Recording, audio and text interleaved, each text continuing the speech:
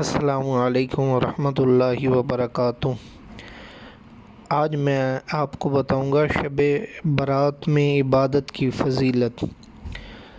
شب برات میں عبادت کا اجر و ثواب عام راتوں کی بنسبت زیادہ ہے اور خدائے پاک کے الطاف کریمانہ سے اس عبادت کو شرف قبولیت بھی حاصل ہے، یعنی شرف قبولیت اور کثرت اجر و ثواب ہر لحاظ سے اس رات کی عبادت کو عام راتوں کی عبادت پر فضیلت اور بزرگی حاصل ہے۔ اس لیے رحمت عالم صلی اللہ علیہ وسلم نے اپنی امت کو اس رات میں قیام اللیل کا حکم ارشاد فرمایا اور خود بھی شب بیداری فرما کر اس کا عملی نمونہ دنیا کے سامنے پیش کیا ہے۔ کریم آقا علیہ الصلوۃ والسلام نے ارشاد فرمایا، شب برات میں جاگ کر عبادت کرو اور دن میں روزہ رکھو۔ حضرت معاذ بن جبل رضی اللہ تعالی عنہ فرماتے ہیں کہ جو 5 راتوں میں شب بیداری کرے گا اس کے لیے جنت واجب ہے، اور ان میں ایک رات شعبان کی 15ویں یعنی شب برات ہے۔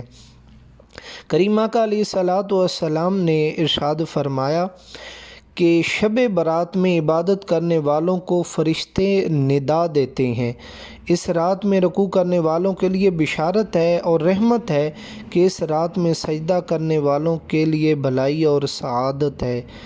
تو مسلمان کو چاہیے کہ سرکار علیہ الصلوۃ والسلام کے ارشاد اور اسوہ حسنہ پر عمل کرتے ہوئے اس مبارک رات میں جاگ کر ذکر اور عبادت کریں، دعا کریں اور جنت کے حقدار بنیں۔ اے خواب غفلت میں پڑے رہنے والے گناہگار، تمہیں مبارک ہو، یہ تمہاری رات ہے۔ نیکوکاروں کے لیے تو یہ رات شب برات ہے، مگر اے خطا کارو، شعبان کی 15ویں رات تمہاری ہے۔ اٹھو اے غافلو، اس رات میں تمہیں بشارت ہے۔ دوڑو عاصیوں کہ آج کی شام مغفرت کی ندا جا رہی ہے۔ آج اللہ عز و جل کی عطاؤں اور نوازشوں کو لوٹ لو، اور سارعوا الی مغفرۃ من ربکم، جلدی کرو اپنے پروردگار کی مغفرت کی طرف، جلدی دوڑو۔ اللہ تبارک و تعالی مجھے اور آپ کو سب کو اس پر عمل کرنے کی توفیق عطا فرمائے۔ جزاک اللہ۔